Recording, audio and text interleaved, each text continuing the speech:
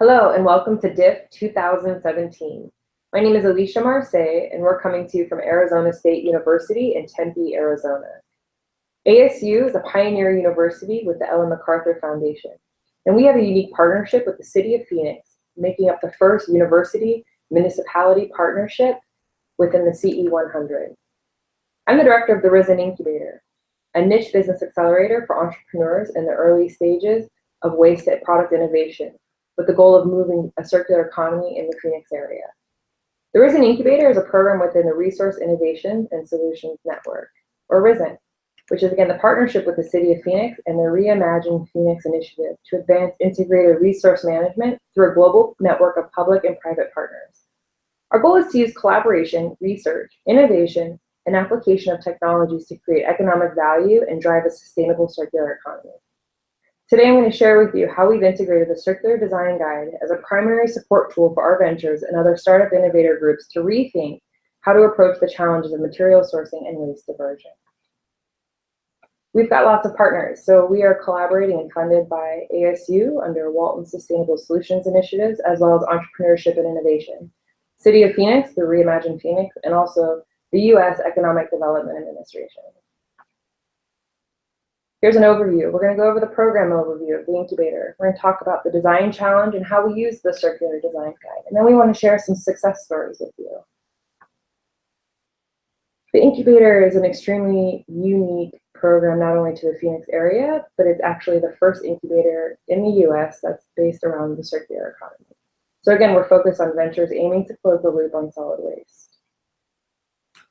RISN and City of Phoenix have a lot of goals, some of which are obvious in terms of economic development and creating jobs and economic opportunities. We're interested in driving local innovation, waste diversion, and understanding how can we create a healthier, more livable, resilient, and efficient urban climate.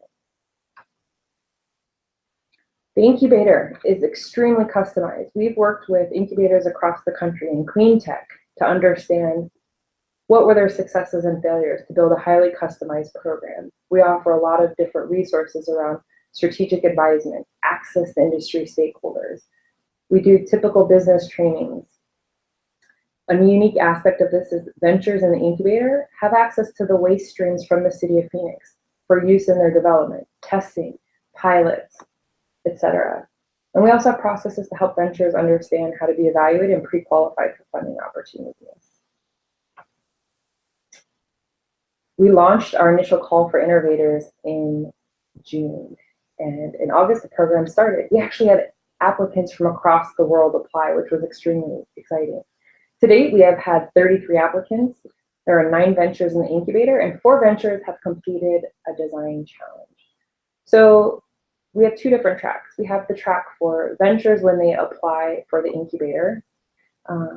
If they get selected by the selection committee, which is made up of people from Arizona State University, City of Phoenix, as well as business service provider organizations like Arizona Commerce Authority. They go through a selection process to choose the ventures. If they're chosen, they go right into the incubator. If not, then we have a track called the Design Challenge to help the ventures to continue working on their ideas. So what is the Design Challenge? Again, we didn't want the ventures who did not get into the incubator to just kind of be left behind, if you will. We saw that some of them were on the cusp of understanding what circular economy is, but you could tell in the application they weren't really sure. So we wanted to provide an opportunity to help them further their ideas from the circular aspects, as well as building a stronger business case for what they're doing. So in our research, we started to look around what types of tools and opportunities there were to help these ventures through our design challenge. And we ran across the EMF Circular Design Guide. Seemed like a great fit. We chose this for a lot of different reasons. Typical to a lot of IDEOs tools, they use a human-centered design approach, which is huge. But ultimately, it also encouraged the ventures to go through this process to think and rethink their design from a circular standpoint, as well as from the typical business elements of customer validation and product development. And it really seemed to fit right in with what we were trying to do with the ventures.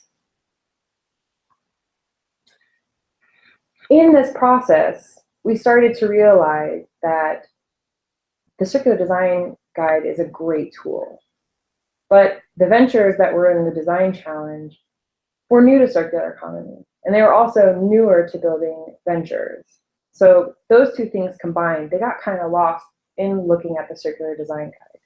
So we created the circular design kit map to help ventures navigate and really understand the different types of tools that were in there, what they would help them understand, and what areas in regards to traditional business categories, if you will, they really address.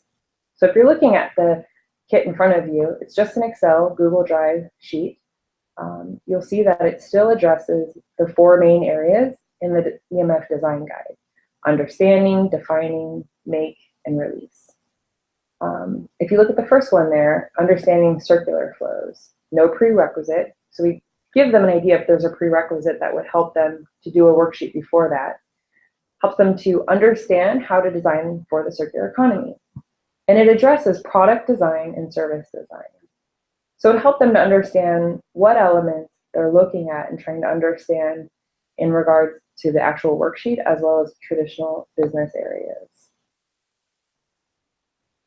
The design challenge. So again, visual of how it works. They apply for the RISN Incubator. If they don't go in to straight into the incubator, they go through the Circular Design Challenge, which is a series of 2 workshops that are half a day where we go through several of those design worksheets.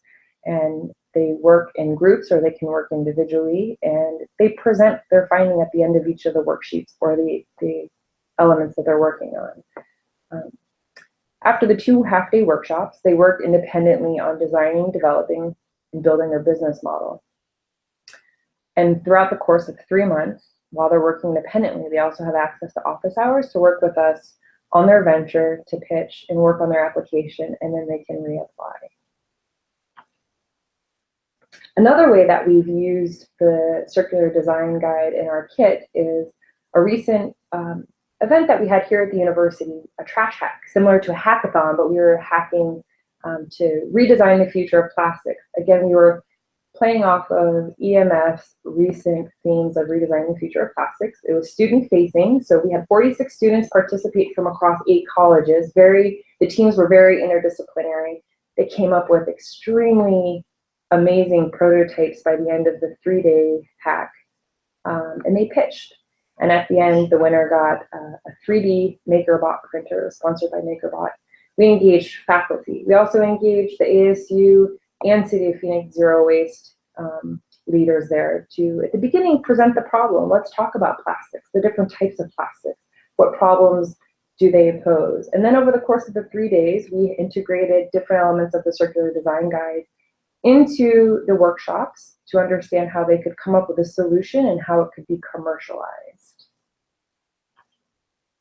We had a lot of success stories from the design challenge as well as the trash hack. As you can see, Bytes.mobi is a software-based application, and at the end of the design challenge, they actually successfully reapplied for the incubator and were selected to join by our selection committee. That was very exciting. Also at the trash hack, several students came up to us at the end and wanted to keep going. They were so excited about the physical material side of the hack versus just software, as well as continuing to commercialize their ideas. So we actually had a design challenge for the students in the trash hack as well. And one of the ventures that's actually coming out of that is going to apply for the incubator as well. So that's it. This concludes our presentation. If you have any questions or would like to apply for the RISN Incubator, please visit us at risnincubator.asu.edu. We hope you continue to enjoy DIF throughout the remainder of the festival, continuing through November 24th. Stay tuned to thinkdiff.co. Thank you and have a great day.